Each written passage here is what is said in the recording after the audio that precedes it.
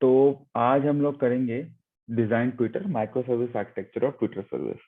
अब ये जो है मतलब यू कैन सी दैट सब मीडियम लिंक, आप जाके फॉलो देख सकते हैं इसको, एंड इस पे काम आएगा। बट मैं उसको मोस्टली हिंदी पे समझाने की कोशिश करूंगा। तो अगर मैं समझा पाया तो आप प्लीज लाइक कर दीजिएगा। एंड इट्स मोस्टली मैं खुद पढ़ रहा हूँ तो आपको भी समझाने की कोशिश कर रहा हूँ, तो just go through it and may be अगर आपको जल्दी समझना है तो 1x या 2x में देख लीजिए। इसमें यह बोला गया है कि ट्विटर जो है मोस्टली लोग मोनोलिथ सर्विस पे डिजाइन करते हैं, अगर कोई सिस्टम डिजाइन इंटरव्यू में पूछ लेता है तो। और अगर आप बहुत सारे एग्जिस्टिंग ऑनलाइन रिसोर्सेज देखेंगे उसमें भी मतलब बोला गया है कि मोनोलिथ के तरीके ही इसको बताता है। हाउएवर इनके जो ओपिनियन है इसमें बोलता है कि ट्विटर को एक काफी बड़ा मोनोलिथ सर्विस है, तो इसको आजकल अगर अपन मोनोलिथ पे बताएंगे तो जो इंटरव्यूअर है वो ये सोचता है कि कैंडिडेट जो है वो थोड़ा एक्सपीरियंस कम है उसका डिस्ट्रीब्यूटेड सिस्टम को डिजाइन करने में। तो इसलिए आजकल सारे सिस्टम को आप स्केलेबल बनाने के लिए आप माइक्रो सर्विसेज यूज करते हैं, या तो लैम्बडा या फंक्शन जो होते हैं वो यूज करते हैं। तो यही बताया गया है कि हमको ट्विटर को कैसे मोनोलिथ पे करना है। अब रिक्वायरमेंट्स आता है तो रिक्वायरमेंट्स के बारे में डिस्कस कर लेंगे। फंक्शनल रिक्वायरमेंट जो है वो उसमें ये बोला गया है कि जो ट्विटर का जो है, पहला तो ये है कि यूजर जो है वो पोस्ट कर सकता है मैसेज को या ट्वीट कर सकता है। अब ये जो होता है राइट ऑपरेशन होते हैं, बेसिकली आप पढ़ नहीं रहे हो, आप कुछ डाल रहे हो सिस्टम के अंदर। और साइज ऑफ ट्वीट जो है वो 140 कैरेक्टर्स का है। फिर यूजर जो है वो डिलीट कर सकता है अपने ट्वीट को, और लेकिन वो अपडेट या एडिट नहीं कर सकता। ठीक है, तो क्या है कि अगर अपडेट या एडिट करेंगे तो अलग ऑपरेशन आ जाता है, वो डिजाइन को इफेक्ट कर देगा, सॉरी। यूजर अपने फेवरेट ट्वीट मार्क कर सकता है, ये भी राइट ऑपरेशन है। और user can follow another user जो है दूसरे आदमी को फॉलो कर सकता है, आप समझ सकते हैं। फिर दो टाइप के, अब यहाँ पे रीड ऑपरेशन जो आया है वो ये कि दो टाइप के टाइमलाइन जनरेट होंगे।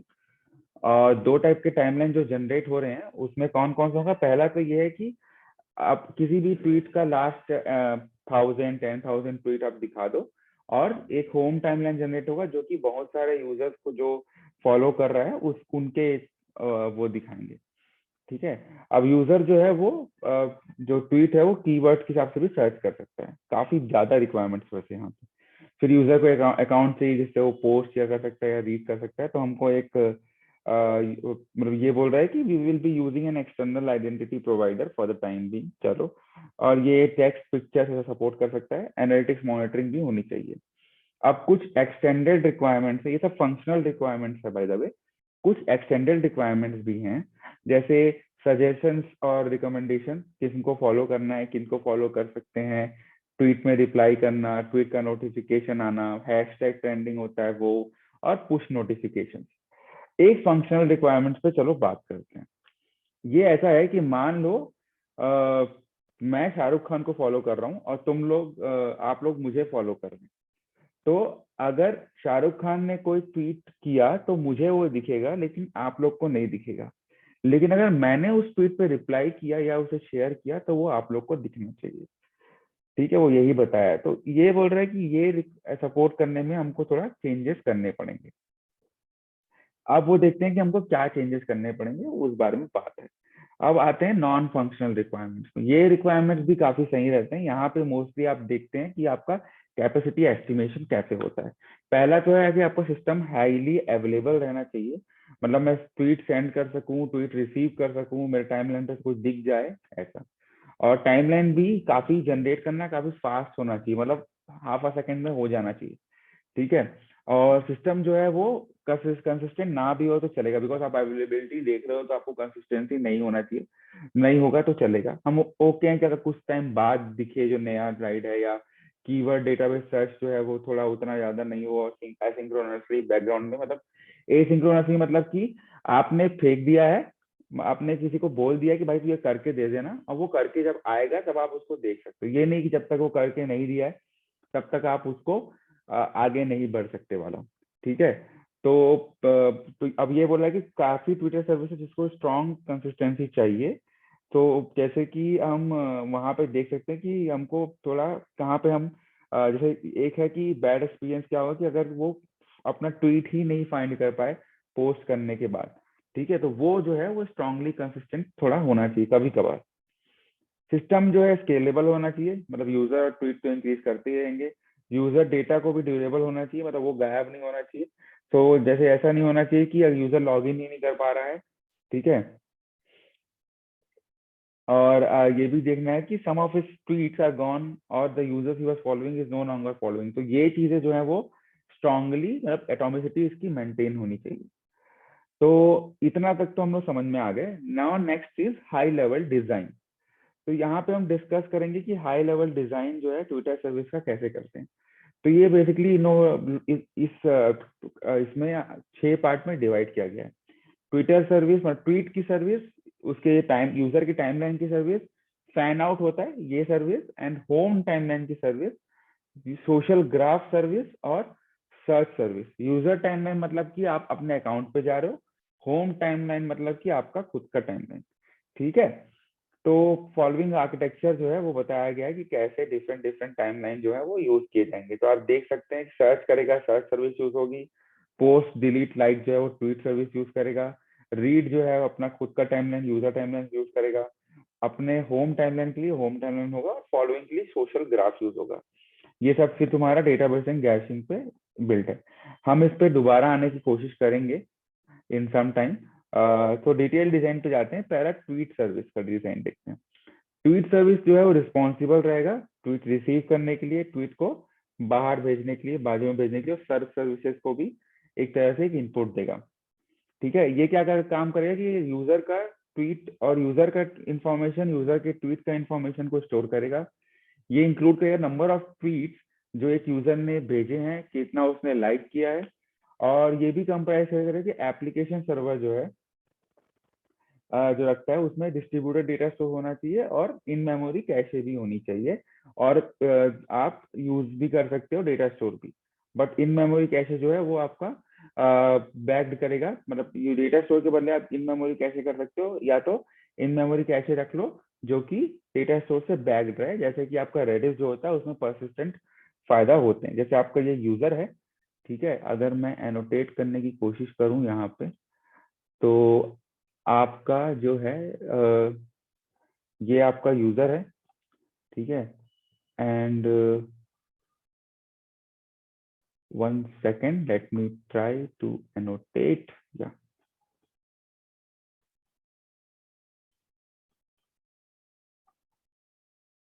ओके। तो ये आपका यूजर भाई साहब है, ठीक है।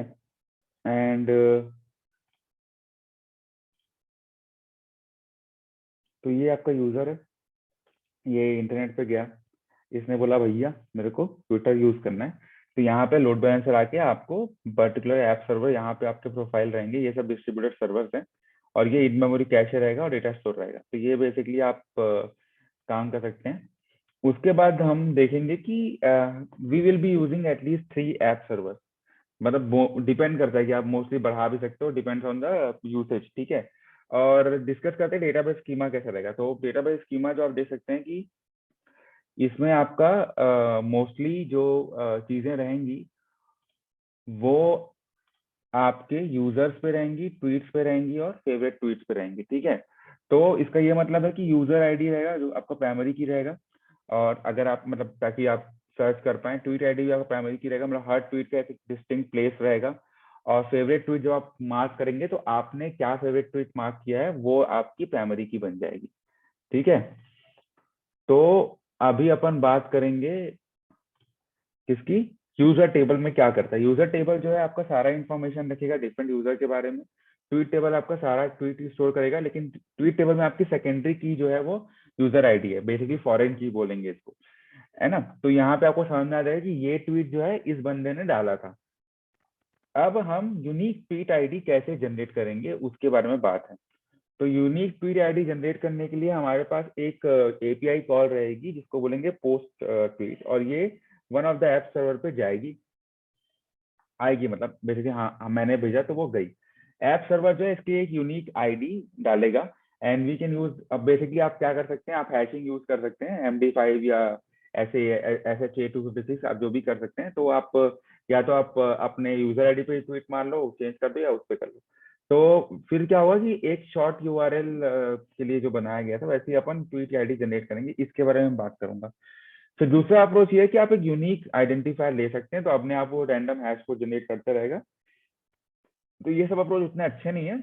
जनरेट अप्रोच सबसे अच्छी बात क्या है कि आप यूनिक ट्वीट आईडी को लें या उसके यूजर आईडी के हिसाब से, तो उसको आप अपेंड कर दें और वो एक काउंटर वैल्यू भी डाल दें उस पर।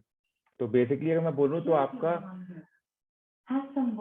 ओके सॉरी एलेक्सा, तो आपका ट्वीट आईडी रहेगा, उस पर आप प्लस कर देंगे जैसे आप इसमें बताया जा रहा है, तो उसमें आप प्लस कर देंगे आपका tweet ID plus user ID and उस पर आप एक काउंटर वैल्यू इनिशिएट कर सकते हैं। इसकी काफी चीजें हैं, आप कोई भी बता सकते हो। बेसिकली आप एक काम करते हो, ट्वीट आईडी को आप एक इपॉक टाइम के से कर सकते हो और हर सेकंड में ये टाइम को इंक्रीमेंट करते जाओ, मतलब जीरो करते जाओ, तो ये टाइम स्टैम्प भी रहेगा, आपका ट्वीट आईडी भी रहेगा, तो ये यूनिक वैल्यू बन जाएगा हर समय।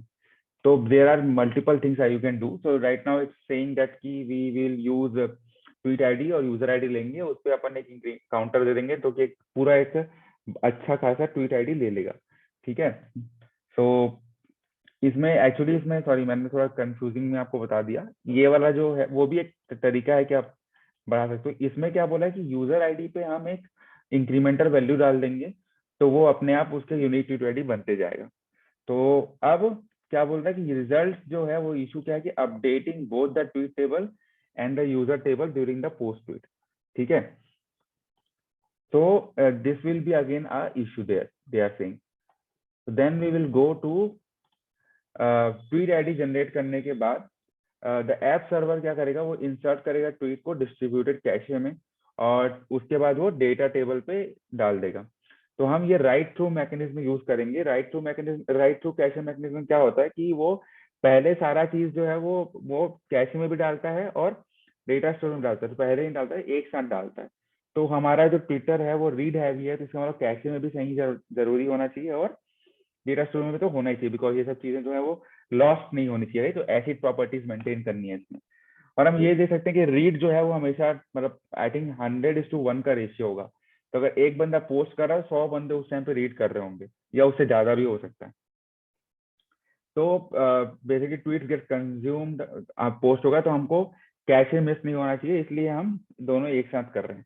और हम कंटिन्यूसली मॉनिटर भी करते रहेंगे कि रीड राइट क्या हो रहा है सर्वर से। तो अगर मान लो कैशे में कुछ इशू आ रहा है तो हम वो चीजें भी ट्वीक कर सकते हैं।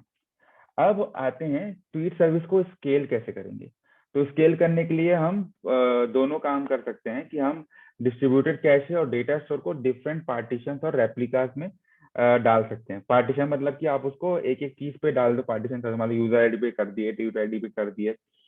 और हमने ये बात कर चुके हैं इन लोग जो भी है, तो अब बेसिकली बात करते हैं यूजर टेबल को कंसर्न है कि उसको हम कैसे करेंगे। तो इसने बोला है कि आप हैश ऑफ यूजर आईडी से शार्ड कर दो उसको, मतलब शार्ड मतलब पार्टीशन कर दो। पर अगर आप ट्वीट और फेवरेट ट्वीट टेबल को करोगे तो उसके लिए हमको डिफरेंट अप्रोच यूज करना पड़ेगा। तो ये अप्रोच में क्या होता है कि हम यूजर आईडी का हैश लेंगे और उसका जो वैल्यू आएगा तो पर्टिकुलर हैशेस में वो सारे यूजर्स को डाल देंगे। तो इसका मतलब कि अगर हम जैसे ही जब उसका ट्वीट एक्सेस करने जाते हैं तो पहले हम उस यूजर आईडी का हैश फिर कन्वर्ट करेंगे, फिर वो उस हैश को टेबल पे चेक करेंगे। तो अगर वो टेबल पे वो, तो फिर हम उसके बाद से हमको वो यूजर आईडी वहां से मिल जाएगा। ठीक है। तो ये चीज है।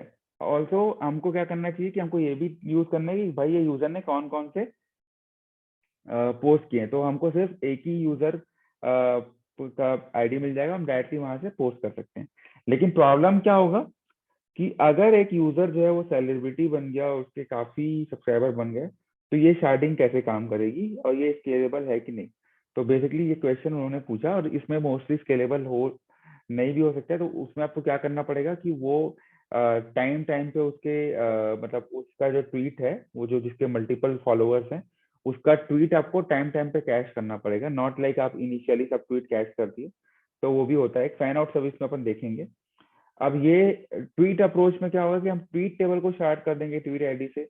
इसमें क्या होगा कि हम वो क्वेरी कर सकते हैं, सारे एक यूजर का सारा ट्वीट हम क्वेरी कर सकते हैं। तो हमको एक क्वेरी रिक्वेस्ट भेजनी पड़ेगी सारे पार्टीशन पे। हर पार्टीशन उस यूजर के बेसिस पे हमको ट्वीट निकाल के देगा और उसको फिर हम एक सेंट्रलाइज सर्वर पर डालेंगे जो हमको एग्रीगेट करके देगा। अब एक आता है टू लेवल शार्ट सिस्टम। तो ये क्या है कि चार्टिंग सिस्टम जो है वो डिस्कस किया गया है ग्रेटर डिटेल में course of the Bible distributed chart. तो ये चीज अपन नहीं देखते हैं। तो ये 2 लेवल चार्ट सिस्टम मतलब कि आप यूजर आईडी ट्वीट आईडी दोनों को जो मैंने बताया था ना क्लब कर दो उससे आपको मिल जाएगा वैसे। तो अपना यहाँ पे बेसिकली जो ये था डिजाइन ट्विटर का हाई लेवल डिजाइन का अपन ने ट्वीट सर्विस और सर्च सर्विस तो कर दिया है। अब आते हैं सॉरी ट्वीट सर्विस कर दिया, अब आ रहे हैं अपन डायरेक्टली सोशल ग्राफ पे। ठीक है, तो सोशल ग्राफ पे चलेंगे। सोशल ग्राफ में क्या होता है, दिस सर्विस जो है हमारा ट्रैक करेगा यूजर कौन यूजर को फॉलो कर रहा है, ये हम एपीआई से करेंगे। ठीक है, तो ये सेम रहेगा ट्वीट सर्विस के हिसाब से, मतलब आपका एप्लीकेशन सर्वर रहेंगे, डिस्ट्रीब्यूटेड कैशे रहेगा और डेटा स्टोर रहेगा। और डेटाबेस स्कीमा ऐसे रहेगा कि यूजर रिलेशन रहेगा कि फॉलोइंग यूजर आईडी और फॉलोवर यूजर आईडी। ठीक है, फिर यूजर टाइमलाइन सर्विस पे आता है। तो ये सिंपल सा सर्विस है कि कौन फॉलो कर रहा है कौन नहीं कर रहा है। अब यूजर टाइमलाइन पे आते हैं। तो अगेन आपको मैं अगर दिखाऊं तो यूजर टाइमलाइन होगा ये आपका, जिसमें आप यूजर की टाइमलाइन रीड कर सकते हैं। तो उसमें हम क्या करेंगे कि उसका particular set of tweets descending order पे उसको भेजेंगे। और ये सर्विस जो रहेगी ये एप्लीकेशन सर्वर और इन मेमोरी कैसे करेगी, बिकॉज डेटा स्टोर हमने ऑलरेडी रख लिया है तो हमको नहीं चाहिए, हम कैसे से स्टोर कर लेंगे। ठीक है, अब यूजर टाइमलाइन जो है वो एक डेटा स्ट्रक्चर यूज करेगा जो कि लिंक लिस्ट टाइप का रहेगा, जो यूजर के ट्वीट को एक उसके अदर इंफॉर्मेशन पे लगा सके। जैसे आप ये देखते हैं कि ट्वीट एन है, ट्वीट N-1 N-2 N के जो जितना रिसेंट है वैसे रहेगा। अब अगर मान लो एक बंदे ने ट्वीट को पोस्ट किया, तो ट्वीट सर्विस जो है वो यूजर टाइमलाइन सर्विस कॉल करेगा और वहां पे वो ट्वीट ट्वीट को डाल देगा, तो वो हेड को ही शिफ्ट कर देगा। ठीक है, ये बताया अगर मैंने एक पोस्ट ट्वीट एन पोस्ट किया तो पहले ये जो N-1 है वो एन था, तो मैंने हेड को बताया कि भैया अब तू एन पे आ गया, और N-1 को बोला जो एन पहले था उसको मैं बोला कि अब तू एन पे पॉइंट करेगा, N-1 बन गया है तू और तू एन पे पॉइंट करेगा। तो इससे अपन क्या कर सकते हैं, we can only keep last K tweets in the user timeline, और के को अपन 1000 पे कर सकते हैं, जैसे हमको क्या यूजुअल वैल्यू अपन बाद में देख सकते हैं। और tweets is already descending on type of creation time zone, so it's not like last least frequently use और least recently use, is the basically first in I think या first in first out right. So fan out service क्या होता है, अब इसमें आपको ये देखना है कि आप कैसे स्केल कर सकते हो। तो बेसिकली आप को इसको भी कैश में करना पड़ेगा and all those things will be there. Fan out service क्या होता है कि जब हम नया ट्वीट आता है तो उसको सर्च और होम टाइमलाइन पे कैसे डालेंगे। जैसे माइक्रो सर्विस है तो हम ट्रेंडिंग और नोटिफिकेशन सर्विस भी डाल सकते हैं। फैन आउट सर्विस जो है ये सब चीजों के लिए रिस्पॉन्सिबल रहेगा। और फैन आउट सर्विस जो है डिस्ट्रीब्यूटेड क्यूज को इन्वॉल्व करेगा। तो ये क्या होता है कि अगर एक यूजर जो है वो कोई भी ट्वीट को सेंड किया तो फैन आउट सर्विस जो है वो एक मैसेज क्यू में चले जाएगा। और अगर जैसे ही सोशल ग्राफ में ये सर्विस जाएंगी और फॉलोवर्स के हिसाब से वो ट्वीट जो है list of followers centre of the Twitter right, उसके जितने फॉलोवर्स हैं उन पे एक एक मैसेज जो है वो डालते जाएंगे। ठीक है, फिर जो जितने नंबर ऑफ फॉलोवर्स हैं, तो अगर सेंडर के पास मिलियन फॉलोअर्स है मतलब सेलिब्रिटी है, तो इसका मतलब ये है कि आपको मिलियन मैसेजेस उस ट्वीट में डालने पड़ेंगे हर फॉलोअर के राइट। तो यहाँ पे ये जरूरी नहीं होगा। तो यहाँ पे हमको जो हॉट सेलिब्रिटीज हैं उनके लिए ये काम करना नहीं है, वहां पे हम डीबी में इंसर्ट करेंगे और डीबी से फैच करेंगे, ऐसा कुछ है। बट इसमें देखते हैं क्या बोला गया। तो इसमें भी हाँ इसने यही बोला कि भैया आप क्या कर सकते हैं बताओ करके। तो बेसिकली आप क्या करोगे, आप डीबी में इंसर्ट करोगे and then slowly it will be from the DB itself and it will call those service from for the user timeline. For normal people it's okay, but for these people we have to call it from the DB to the message queue, not directly into the message queue. अब home timeline service के बारे में आते हैं। तो ये बताया गया कि यूजर का होम टाइमलाइन तो ये काफी इजी होना चाहिए, उसके डायरेक्टली बैकएंड में जाओ और सब कुछ देख लो, और it is mostly very easy. उसमें कोई इशू नहीं होगा कि उसने क्या किया कैसे किया। अब लेकिन इसमें आपका इशू कब आएगा, जब आप सर्विस कंपेयर जब आप एप्लीकेशन, अब पहले मैं बता दूं कि ये करता क्या है। सिंपल सी बात, आपको इसमें भी एप्लीकेशन सर्वर और इन मेमोरी कैश लेने हैं, कोई भी डेटा स्टोर नहीं लेना है। होम टाइमलाइन जो है वो भी एक लिंक लिस्ट सर्विस के टाइप से डिजाइन किया जाएगा। होम टाइमलाइन सर्विस जो है वो एक कॉम्प्लेक्स है यूजर टाइमलाइन सर्विस से, ऐसा बोला गया है। ओके, क्योंकि क्योंकि आपका जो यूजर टाइमलाइन है वो, user timeline is a service where he will see his own tweets. Home timeline is a service where he can see others tweet as well. So you have to rank those tweets. Mostly how you can rank is the tweets which are actually higher rank will be, suppose if he's a hot celebrity or if he is continuously checking his tweet, that's some kinds of thing you have to take. Okay. So again, now the last is search service. Search service क्या responsibility करता है कि आप different different चीजों पे search कर सकें, like hash tags पे सर्च कर सकते हो, कोई कंपनी के नाम पे या प्रोफाइल के नाम पे सर्च कर सकते हो। तो इसमें क्या है कि फैन आउट सर्विस से एक इंजेस्टर होगा, वो सर्च इंडेक्स पे जाएगा और चेक कर लेगा कि भाई क्या ये ऑलरेडी है, फिर वो एक ब्लेंडर पे जाके यूजर जो है वो सर्च क्वेरी कर रहा है उस पर काम करेगा। तो इंजेस्टर क्या है? ये एक इंजेशन इंजन है। ठीक है, ये क्या करता है, स्ट्रिंग को टोकन्स पे कन्वर्ट करता है, कीवर्ड्स पे। जैसे हम एक नॉर्मल ट्वीट की बात करेंगे, Seattle Seattle is becoming a hub of cloud company, ये एक ट्वीट है। तो इंजेस्टर क्या करेगा, ट्वीट इंजेक्शन इसको टोकन्स पे कन्वर्ट कर देगा, मल्टीपल उसके स्ट्रिंग टोकनाइजर आप यूज कर सकते हैं, वैसा दिखता है। It will then filter out सबको और उस पर देखेगा कि कौन कौन से वर्ड जो है वो अच्छे नहीं है, तो फिल्टर का काम करेगा। फिल्टर में क्या होगा कि आप इज बिकमिंग ए ऑफ इसको डिस्कार्ड कर दोगे और फिर वो कॉन्फ़िगरेशन से वर्ड उठाएगा, जैसे Seattle and hub cloud companies. ठीक है, नाउ द नेक्स्ट स्टेप क्या होता है स्टेमिंग। स्टेमिंग क्या होता है, जो रिमेनिंग वर्ड्स हैं उनको जो है वो रूट वर्ड्स को बनाना। तो ये क्या करता है, जो इन्फ्लेक्टेड मतलब कि जो कभी डिराइव हो सकते हैं उन from their word stem, like उनके रूट फॉर्म क्या है। ठीक है, जनरली रिटर्न वर्ड एग्जांपल देखते हैं कि जो कंपनीज है उसका रूट जो है वो कंपनी है, राइट। तो वैसे तो simple stammer looks like infected form in a lookup table. ये बोला गया। एडवांटेज क्या है कि आप बहुत सिंपली उसको ले सकते हो, बिकॉज कंपनीज कंपनी हो सकते हो एंड ऑल दो थिंग्स। कैट को कैट ले सकते हो, तो वो चीजें करता है स्टेमिंग। अब इंजेक्शन सर्विस को फिर हम पास करते हैं रूट वर्ड्स को, जो कि सर्च इंडेक्स पे जाके देखता है। अब सर्च इंडेक्स क्या होता है, सर्च इंडेक्स जो है एक माइक्रो सर्विस को इन्वर्टेड इंडेक्स बोलते हैं।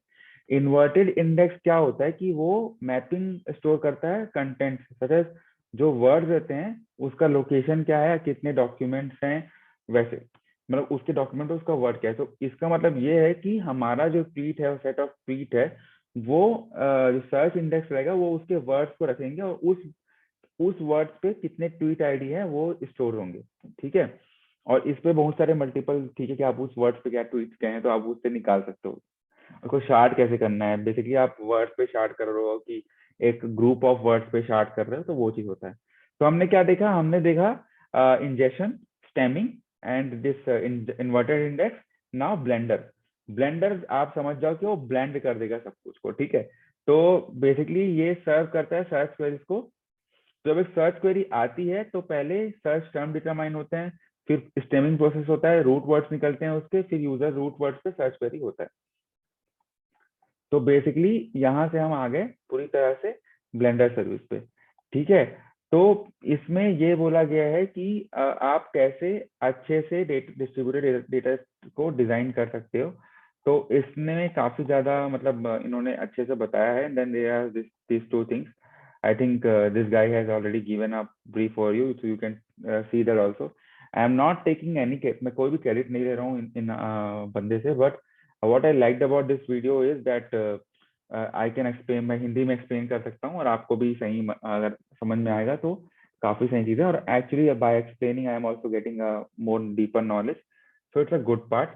And if you liked it, please do give it a thumbs up, and if not, please let me know how can I improve. But rest assured I'll not be stopping posting this video because I am getting much knowledge from it.